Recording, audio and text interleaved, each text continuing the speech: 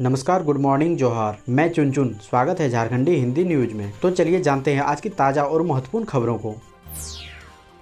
आज की पहली और बड़ी खबर, इस राज्य में बढ़े ब्लैक फंगस के मामले, सीएम ने दिए हाई अलर्ट के आदेश। कोविड-19 के कारण ब्लैक फंगस के मामलों में बढ़ोतरी के साथ झारखंड सरकार ने स्वास्थ्य विभाग को हाई अलर्ट पर रहने का निर्देश दिया है। 24 से 18 जिलों में अब तक 79 पुष्टि और 53 संदिग्ध मामले सामने आए हैं। पीटीआई के अनुसार राष्ट्रीय स्वास्थ्य मिशन झारखंड के मिशन निदेशक रविशंकर शुक्ला ने बताया कि राज्य में ब्लैक फंगस के कारण 26 मौतें हुई है, जबकि 50 लोग इससे उबर चुके हैं। ब्लैक फंगस एक कवक संक्रमण है जो कोविड रोगियों में मृत्यु दर का कारण बनता है। मामले की बढ़ती संख्या के बीच राज्य सरकार ने 15 जून को ब्लैक फंगस को महामारी घोषित कर दिया। सीएमओ ने ट्वीट किया, मुख्यमंत्री हेमंत सोरेन के निर्देश पर ब्लैक फंगस को महामारी घोषित किया गया है। अगली बड़ी खबर की बात करें तो समाज कल्याण मंत्री जोबा मांझी ने शुरू की पहल। कोरोना से पति की मौत पर विधवा को 1 लाख रुपए तक देने की है तैयारी। कोरोना से पति की मौत होने पर उनकी विधवा को राज्य सरकार 50,000 रुपए से 1 लाख रुपए तक एक मुश्त अनुदान देने की तैयारी कर रही है। यह लाभ सभी वर्ग के महिलाओं को मिल सकेगा, बस उनकी उम्र 18 साल से अधिक होनी चाहिए। अगर परिवार के अन्य लोग कमाते हैं तो भी विधवा को यह लाभ मिलेगा। बाल विकास एवं समाज कल्याण मंत्री जोबा मांझी ने यह पहल की है। मंत्री ने कहा, अभी इसके लिए विभाग के पास बजट नहीं है, लेकिन इस योजना को शुरू करने और इसके लिए पैसे उपलब्ध कराने के लिए मंगलवार तक मुख्यमंत्री हेमंत सोरेन से मिलेगी। मुख्यमंत्री की सहमति के बाद काम शुरू होगा। इससे पहले वे विभागीय सचिव और निदेशक के साथ भी बैठक करेगी। इस योजना से उन महिलाओं को संबल मिलेगा जिन्होंने कोरोना के कारण अपने पति को खो दिया। अगली बड़ी खबर की बात करें तो रांची बाल सुधार गृह में छापेमारी, मोबाइल और खैनी के साथ कई आपत्तिजनक सामान जब्त। 10 दिन के अंदर पुलिस ने दूसरी बार की छापेमारी। रांची के कुमरदग्गा स्थित बाल सुधार गृह में शनिवार को रांची पुलिस की टीम ने 10 दिनों में दूसरी बार छापेमारी की। पुलिस की अचानक छापेमारी से हड़कंप मच गया। इस दौरान पुलिस की टीम ने मोबाइल, चार्जर, हेडफोन, सिगरेट और खैनी समेत कई आपत्तिजनक सामान बरामद किया है। यह छापेमारी सिटी एसपी के नेतृत्व में की गई है। बीते 8 जून को भी इस बाल गृह में छापेमारी की गई थी। इस दौरान पुलिस ने वहां से सिगरेट और गांजा समेत अन्य सामान बरामद किया था। दरअसल 7 जून को बाल सुधार गृह में रह रहे नाबालिग का नशे का सेवन करने का एक वीडियो भी वायरल हुआ था। इसी के बाद पुलिस की टीम की तरफ से छापेमारी की गई थी।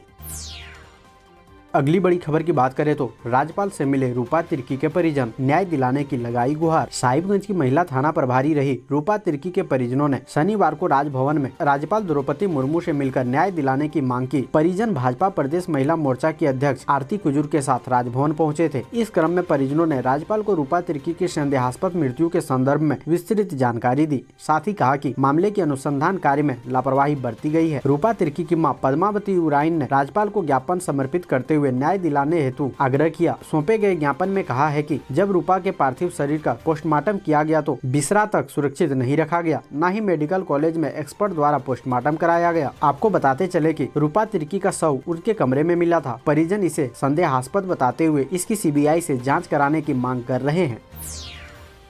अगली बड़ी खबर की बात करें तो रेलवे ने 660 और ट्रेनों के परिचालन को दी मंजूरी। कोविड-19 के बढ़ते प्रकोप को देखते हुए रेलवे बोर्ड ने कई ट्रेनों के परिचालन को अस्थायी तौर पर रद्द कर दिया था। इसके कारण यात्रियों को काफी परेशानी हो रही थी। सामान्य दिनों में पूरे देश के विभिन्न जोन से 1768 मेल, एक्सप्रेस व सुपरफास्ट ट्रेनों का परिचालन होता था, लेकिन कोविड-19 के बढ़ते प्रकोप को देखते हुए रेलवे बोर्ड ने कई ट्रेनों के परिचालन पर रोक लगा दी थी। लेकिन कोविड-19 के सेकेंड वेव का प्रकोप कम होते ही रेलवे बोर्ड ने 660 ट्रेनों के परिचालन को फिर से शुरू करने का आदेश जारी किया है। ये सभी ट्रेनों का परिचालन जून माह से ही शुरू हो जाएगा।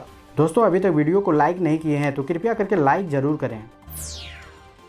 अगली बड़ी खबर की बात करें तो कांग्रेस विधायक इरफान अंसारी के बिगड़े बोल, बीजेपी एमएलए अमर बावरी को बताया साउथ इंडियन फिल्म का गुंडा। झारखंड में जामताड़ा के कांग्रेस विधायक डॉक्टर इरफान अंसारी एक बार फिर अपने विवादित बयान के कारण सुर्खियों में है। इस बार इरफान अंसारी ने बीजेपी विधायक अमर कुमार बावरी को साउथ इंडियन फिल्मों का गुंडा बताया है। इस बयान के बाद अमर बावरी ने भी तीखी प्रतिक्रिया व्यक्त करते हुए कहा कि इरफान अंसारी माफी मांगे, अन्यथा कानूनी कार्रवाई करेंगे। चंदन कियारी विधानसभा सीट से भारतीय जनता पार्टी के विधायक और पूर्व मंत्री अमर बावरी ने शुक्रवार को राजभवन जाकर राज्यपाल द्रौपदी मुर्मू से मुलाकात की। इसी मुलाकात पर कांग्रेस विधायक इरफान अंसारी ने विवादित टिप्पणी करते हुए कहा कि अमर बावरी को अपने दायरे में रहना चाहिए। उन्होंने कहा कि अमर बावरी दलितों के नकली हितैषी बनकर सामने आ रहे हैं। अगली बड़ी खबर की बात करें तो पीएम किसान सम्मान निधि से गलत तरीके से पैसे निकाले हैं तो वापस करने को रहे तैयार, वरना होगी कार्रवाई। यदि आप गलत तरीके से पीएम किसान सम्मान निधि से पैसे लिए हैं तो वापस करने के लिए तैयार हो जाएं, नहीं तो सरकार अपने ढंग से राशि की वसूली करेगी। आपको बता दें कि पीएम किसान निधि के तहत अप्रैल से जुलाई माह तक 10 करोड़ से अधिक किसानों के खाते में पीएम किसान सम्मान निधि का पैसा पहुँच गया है। इसके बावजूद लाखों किसानों के खाते में पैसे नहीं पहुँच पाया। इसका कारण है कि कई राज्यों में फर्जी किसान भी इसका लाभ उठा रहे थे। ऐसे किसानों पर सरकार ने शिकंजा कसना शुरू कर दिया है। सरकार ने गलत तरीके से पैसे लेने वाले तमिलनाडु, महाराष्ट्र, गुजरात, मध्य प्रदेश और हिमाचल प्रदेश के आयकरदाता किसानों से पैसा की वसूली की गई है। ऐसे किसानों का नाम लिस्ट से हटा दिया गया है। अगली बड़ी खबर की बात करें तो नागालैंड के आईएएस अधिकारी के खाते से देवघर के साइबर अपराधी ने खींचे 35 लाख रुपए। जामताड़ा पुलिस ने किया गिरफ्तार। नागालैंड के एक आईएएस अधिकारी को देवघर के कोरो निवासी बलराम मंडल ने 35 लाख रुपए की चपत लगा दी। साइबर ठग बलराम मंडल ने उनको खाता अपडेट करने के नाम पर झांसे में लिया और जून के पहले हफ्ते में ठग लिया। इस वारदात ने पुलिस की नींद उड़ा दी। उसका लोकेशन झारखंड में मिलने पर देवघर व जामताड़ा साइबर थाना की पुलिस हफ्ते भर से पीछे पड़ी थी। जामताड़ा साइबर थाना के प्रभारी सब इंस्पेक्टर हरेंद्र राय पुलिस टीम के साथ गुरुवार की शाम अंततः करमाटांड़ व कोरो सीमा से उसे दबोचा। पुलिस ने गिरोह के अन्य सदस्यों की गिरफ्तारी व अनुसंधान बाधित होने की बात का आईएएस अधिकारी का नाम नहीं बताया है। आपको बता दें कि उसके पास से 3 मोबाइल व 6 सिम कार्ड बरामद हुए हैं। अगली बड़ी खबर की बात करें तो सड़क पर फैले कीचड़ और जल जमाव पर भड़की मेयर आशा लकड़ा ने कहा, डोर टू डोर कूड़ा उठाव कार्य भी सभी वार्डों में नियमित रूप से नहीं हो रहा। मानसून की बारिश शुरू होते ही राजधानी की स्थिति नरकी हो गई है। हल्की बारिश के बाद शहर के विभिन्न क्षेत्रों में लोग जल जमाव की समस्या से परेशान हो रहे हैं। डोर टू डोर कूड़ा उठाव भी सभी वार्डों में नियमित रूप से नहीं हो रहा है। शनिवार को ये बातें मेयर डॉक्टर आशा लकड़ा ने कही। उन्होंने कहा कि रांची की मेयर होने के नाते जब मैं खुद रांची नगर निगम की सफाई व्यवस्था से संतुष्ट नहीं हूँ तो आम जनता कैसे संतुष्ट होगी। मेयर ने कहा, सफाई तो होकर रहेगी। नगर आयुक्त का यह अभियान कितना कारगर हुआ, इसका जवाब तो नगर आयुक्त ही बेहतर दे सकते हैं, क्योंकि सिर्फ बड़ी बड़ी बातें करने से किसी कार्य या अभियान को पूरा नहीं किया जा सकता। किसी भी कार्य को सफलतापूर्वक पूरा करने के लिए न सिर्फ अच्छी प्लानिंग की जरूरत होती है बल्कि उनकी प्रॉपर मॉनिटरिंग भी करनी पड़ती है। अगली बड़ी खबर की बात करें तो कांग्रेस में नेतृत्व परिवर्तन पर रामेश्वर उरांव बोले, किसी को बदलने से पार्टी मजबूत होती है तो अलकमान फैसला ले। झारखंड कांग्रेस में नेतृत्व परिवर्तन को लेकर हलचल तेज हो गई है। दिल्ली दौरे के क्रम में प्रदेश अध्यक्ष रामेश्वर उरांव ने कहा कि मैं पार्टी के वरिष्ठ नेताओं से मिला क्योंकि उनके साथ मेरे अच्छे संबंध है। यह शिष्टाचार मुलाकात थी। बैठक का कोई एजेंडा होगा तो बताएंगे। अगर किसी को बदलने से पार्टी मजबूत होती है तो अलकमान फैसला ले सकता है। मुझे लगता है कि कोई बदलाव नहीं होगा। आपको बता दें कि झारखंड कांग्रेस में प्रदेश अध्यक्ष बदलने को लेकर खेमेबंदी जोरों पर है। वर्तमान प्रदेश अध्यक्ष रामेश्वर उरांव अपनी उपलब्धियां गिनाने के लिए दिल्ली दौरे पर हैं। वे वहां पर कांग्रेस के वरिष्ठ नेताओं से लगातार मुलाकात कर रहे हैं। अगली बड़ी खबर की बात करें तो बारिश में जर्जर सड़क पर ग्रामीणों का चलना हुआ मुश्किल। सड़क पर धन रोपनी कर मुखिया, विधायक व सांसद के खिलाफ की नारेबाजी। झारखंड के हजारीबाग जिले के इचाक प्रखंड की देवकुली पंचायत के लुदरू गांव के ग्रामीणों ने सड़क पर धन रोपनी कर जनप्रतिनिधियों के प्रति विरोध दर्ज कराया। विधायक अमित यादव, सांसद अन्नपूर्णा देवी एवं मुखिया के खिलाफ सड़क निर्माण को लेकर अनदेखी करने पर गुस्सा जाहिर करते हुए नारेबाजी की। आपको बता दें कि मध्य विद्यालय लुंदरू से पूर्व सरपंच स्वर्गीय गणेश यादव के घर होते हुए जंगल तक जाने वाला जर्जर सड़क बारिश होने के कारण पूरी तरह कीचड़ युक्त हो चुका है। इससे चलना मुश्किल हो गया है। जर्जर सड़क के किनारे करीब 50 परिवार रहते हैं। बारिश से बदहाल सड़क से मोटरसाइकिल एवं पैदल चलना भी मुश्किल हो गया है। ग्रामीणों का कहना है कि सरकार विकास की बात करती है, सबका साथ सबका विकास का नारा लगाती है, लेकिन यहाँ के पदाधिकारी, मुखिया, विधायक और सांसद अपना विकास में लगे हुए हैं। करीब 1.5 किलोमीटर पथ की स्थिति इतनी जर्जर हो चुकी है कि बारिश के मौसम में एक्सीडेंट की कई घटनाएं घट जाती है। इस रास्ते से मरीजों को अस्पताल ले जाना एक बड़ी मुसीबत है। ग्रामीणों ने कहा कि इस पथ को अविलंब नहीं बनाया जाता है तो बाध्य होकर इस टोले के ग्रामीण उपायुक्त हजारीबाग के कार्यालय का घेराव करने पर मजबूर होंगे।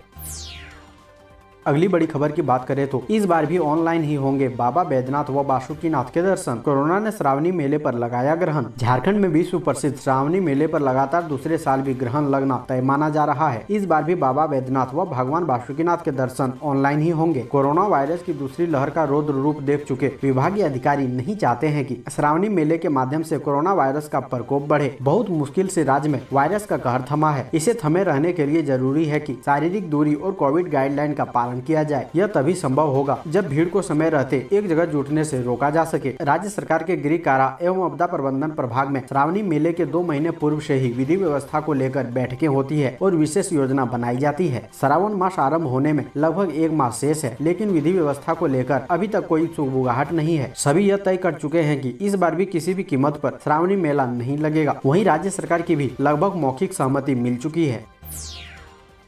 अगली बड़ी खबर की बात करें तो कोरोना की तीसरी लहर के बीच हाई अलर्ट पर झारखंड। कोरोना वायरस की तीसरी लहर की आशंका के बीच झारखंड सरकार हाई अलर्ट पर है। विशेषज्ञों के सुझाव पर राज्य ने तैयारी शुरू कर दी है। झारखंड सरकार ने तीसरी लहर की आशंका से निपटने के लिए विस्तृत दस्तावेज जारी किया है। सरकार के आधिकारिक बयान में कहा गया है कि विशेषज्ञों ने सुझाव दिया है कि कोरोना वायरस तेज गति से उत्परिवर्तित हो रहा है और किसी भी तरह की सुस्ती गंभीर जटिलताएं पैदा कर सकती है। झारखंड राज्य सरकार से मिली जानकारी के साथ इस मामले को लेकर हाई अलर्ट पर है। मौजूदा मेडिकल इंफ्रास्ट्रक्चर को बढ़ाने और अपग्रेड करने के प्रयास किए जा रहे हैं। सरकार भारत में आने वाली अनुमानित लहर के लिए लोगों, विशेष रूप से माता पिता के बीच जागरूकता फैलाने पर काम कर रही है।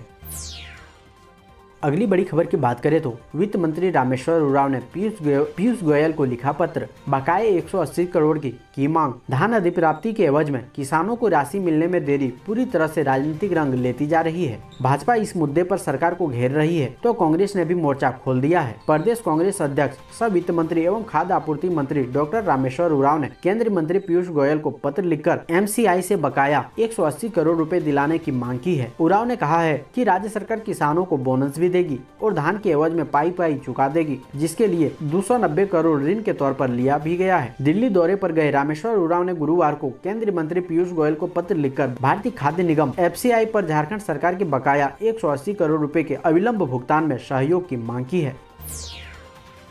अगली बड़ी खबर की बात करें तो बारिश ने बढ़ाई किसानों की परेशानी। खेतों में पानी भरने से सब्जियों की फसल खराब। झारखंड की राजधानी सहित राज्य भर में बारिश हो रही है। लगातार हो रही बारिश धान के लिए बेहद लाभदायक है, लेकिन इस बारिश ने फसलों को काफी नुकसान पहुंचाया है। वहीं दूसरी तरफ शनिवार से सोमवार सुबह तक लॉकडाउन है। इस दौरान सब्जियों की बिक्री पर भी रोक है। इसके चलते किसान अपने खेत से फसल नहीं तोड़ पाएंगे, जिससे उनकी परेशानी बढ़ गई है। बता दें कि राजधानी रांची के आसपास बड़े पैमाने में सब्जियों की खेती होती है। हालांकि अच्छी बारिश उपजाऊ के लिए बेहतर मानी जाती है, लेकिन लगातार बारिश की वजह से फसलें खराब भी हो जाती है और इस मानसून भी किसानों के सामने परेशानी बढ़ गई है। किसानों का मानना है कि जो लगातार बारिश हुई है उस वजह से खेतों में पानी भर गया है और उनकी फसल बर्बाद हो रही है। किसानों का कहना है जो सब्जियां खेतों में ठीक भी है वह कल खराब हो जाएगी, क्योंकि शनिवार से सोमवार तक पूरे राज्य में संपूर्ण लॉकडाउन है। यानी जो फसलें थोड़ी ठीक है उसे किसान नहीं तोड़ पाएंगे। अगर फसलों को तोड़ा भी जाता है तो बिक्री नहीं हो पाएगी। अगली बड़ी खबर की बात करें तो घर बैठे नौकरी का ऑफर मिले तो हो जाएं सावधान। ऑनलाइन इंटरव्यू के नाम पर ठगे जा रहे बेरोजगार। आपके पास कहीं से अचानक ऑनलाइन इंटरव्यू या किसी अन्य आधार पर घर बैठे नौकरी करने का ऑफर आए तो सावधान हो जाएं। लगातार अलग हथकंडे अपना रहे साइबर अपराधी अब इस तरीके से भी बेरोजगार युवाओं को हजारों रुपए का चूना लगा रहे हैं। रांची में ऐसे कई मामले सामने आने के बाद साइबर थाने की पुलिस ने अलर्ट जारी कर लोगों से सावधानी बरतने की अपील की है। पुलिस ने कहा कि ऑनलाइन या ऑफलाइन जॉब ऑफर को स्वीकार करने से पहले मामले में पूरी तरह से जांच पड़ताल कर लें। रांची के साइबर थाना प्रभारी DSP सुमित प्रसाद के अनुसार पुलिस के पास ऐसी कई शिकायतें आई है जिसमें बेरोजगारों को ईमेल, व्हाट्सएप और SMS भेजकर जॉब ऑफर किए जा रहे हैं। ऐसे ही महत्वपूर्ण खबरों को जानने के लिए हमारे चैनल को सब्सक्राइब जरूर करें। अब हमें दीजिए इजाजत, मिलते हैं अन्य महत्वपूर्ण खबरों के साथ। धन्यवाद।